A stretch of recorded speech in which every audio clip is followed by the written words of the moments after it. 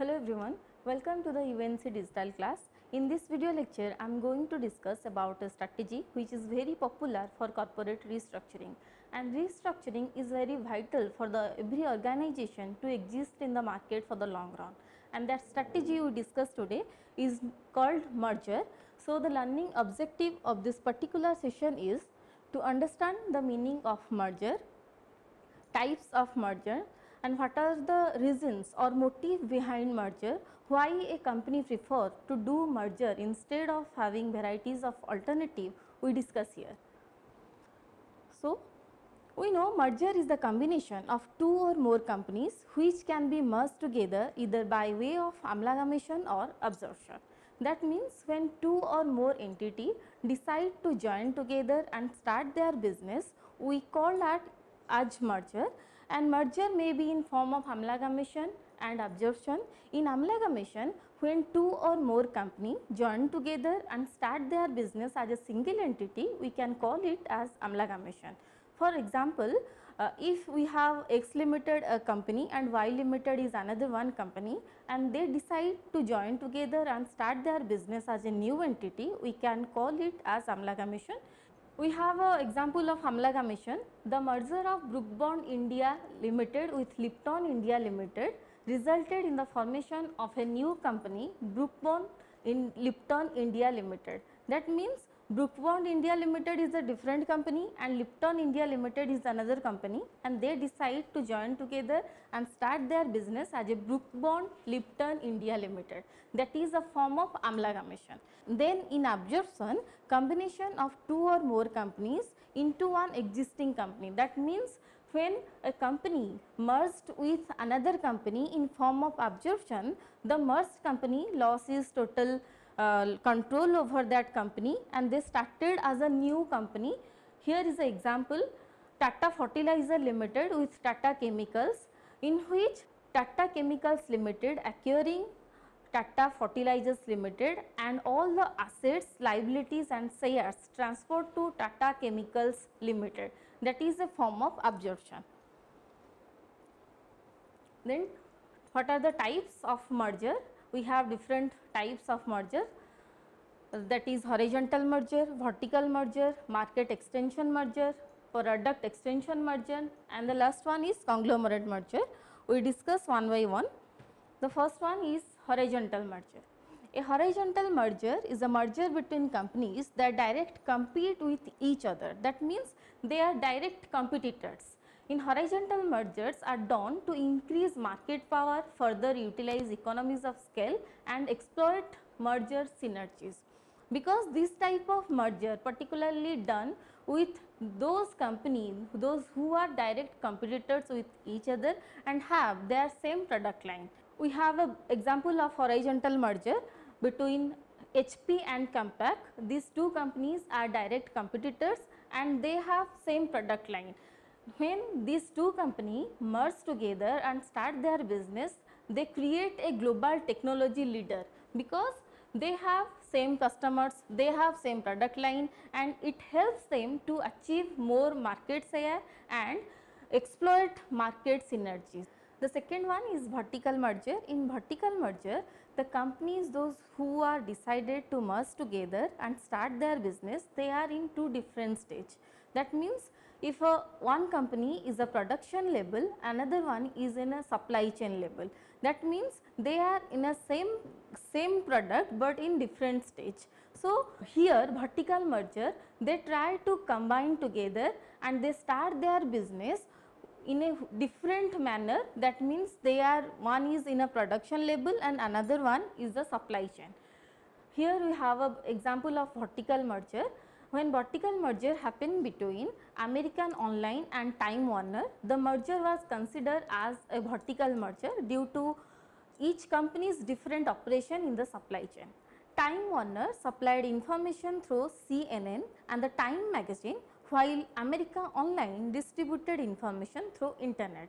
Here these two companies are in two different stages, so we can call it as vertical merger. Then next one is market extension merger. A market extension merger is a merger between companies that sell the same products or service but that operate in different markets. The goal of market extension merger is to gain access a large market and thus a bigger client or customer base.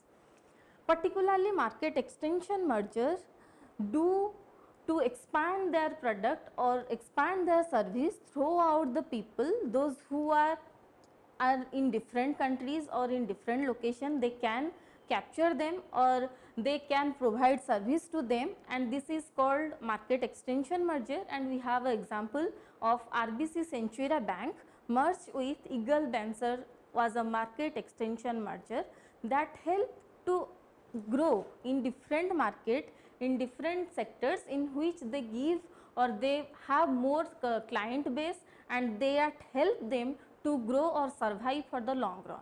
Then the product extension merger. A product extension merger is a merger between companies that sell related product or services and that operate in the same market. By employing a product extension merger, the merged company is able to group their product together and gain access to more consumer. It is more important to note that the products and services of both companies are not the same, but they are related. Here merged companies or merged firm decide to capture their customers with huge product line and they decide to give them different varieties of product that is not exactly same product. Here we have an example of product extension merger, that is the merger between Mobilink Telecom Insurance and Broadcom is a product extension merger. The two companies both operate in the electronics industry and the resulting merger allowed the companies to combine technology related. Here in product extension merger, the companies those who are decided to merge together, they are not selling or they are not giving the service of same product, but they give related product in which they able to acquire more market share and more clients. The next one is conglomerate mergers. A conglomerate merger is a merger between companies that are totally unrelated. There are two types of conglomerate merger. The first one is pure conglomerate merger and the second one is about mixed conglomerate merger. In pure conglomerate merger, it involves companies that are totally unrelated and that operate in different varieties of market. In mixed conglomerate merger, it involves the companies that are looking to expand product lines or target market. In conglomerate mergers between the firm, those who are completely different from each other, they are not same varieties of product or services, they are not same types of clients. Here we have an example of conglomerate merger, the merger between L&T and Voltas. L&T is India's largest engineering company with expertise in wide area like infrastructure, oil, gas, power and process. And Voltas, a Tata Group company, is a major player in the electronic mechanical engineering. Here both companies are totally different from each other, but they decide to join together and they joined in conglomerate mergers. Now we discuss about the motives. What are the motives or reason for adopting merger as a corporate restructuring?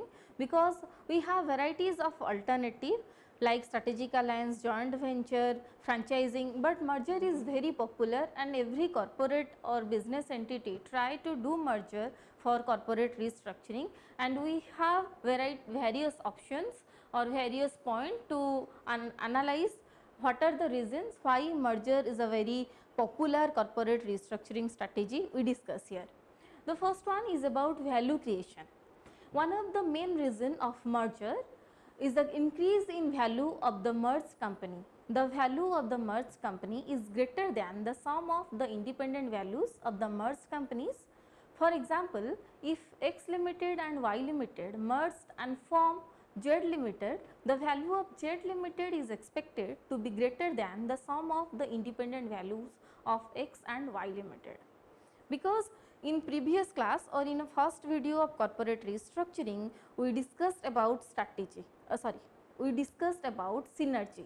Here combination of two entity give more benefit than they operate independently, so it helps them to increase their value. Then the second one is diversification.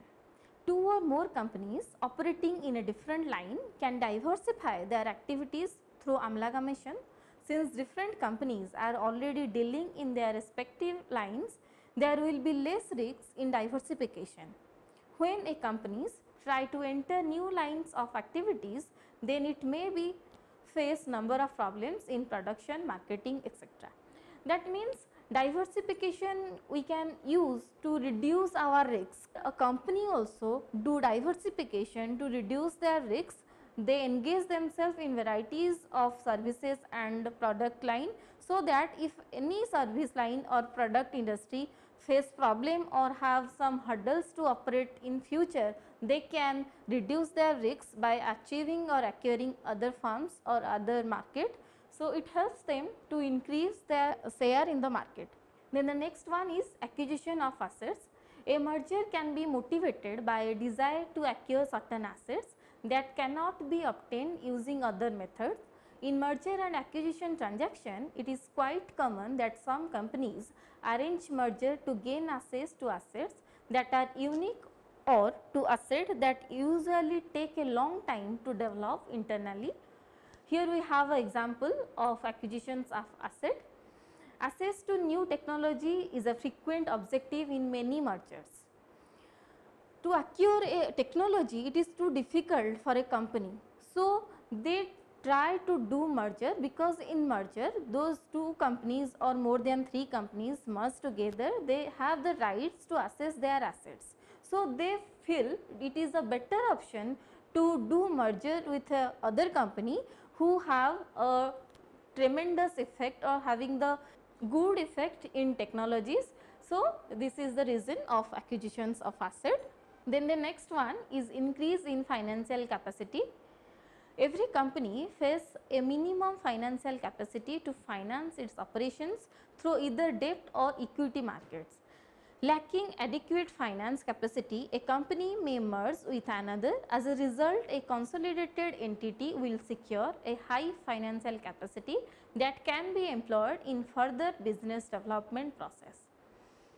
We know in merger, 2 or more companies join together and start their business. That means the financial capacities of 2 or 3 different entity is combined, and they can able to access their finance for the development of their business as a single entity. Then the next motive for doing merger is tax purposes. Every company need to give tax because they operate in the environment, they use the raw material resources from our environment, and they need to give tax for the government for the developmental purpose. And if a company who incur loss for several years, that naturally give less tax from a company which do business in a better way. So, this type of company, that means if a company earn more profit, that company needs to give more tax as compared to a company who incur loss for several years. If this type of company merge together, the company ultimately who do business in a better way, that need to give less tax. For this purpose, many companies do merger. Then the next one is facilitate transfer of technology. When the two companies involved in a merger and acquisition are technology driven, then a possible motive is transfer of technology. The companies must be using unique technologies, and share them could empower them a large market share. Because we know to develop a technology is not quite easy. For achieving or for our advanced technology, we need to do merger with a company who have a high technology or having the update technology in the market. So, this type of company merge together to achieve market share. This is all about meaning of merger, its type and motives behind merger. Thank you.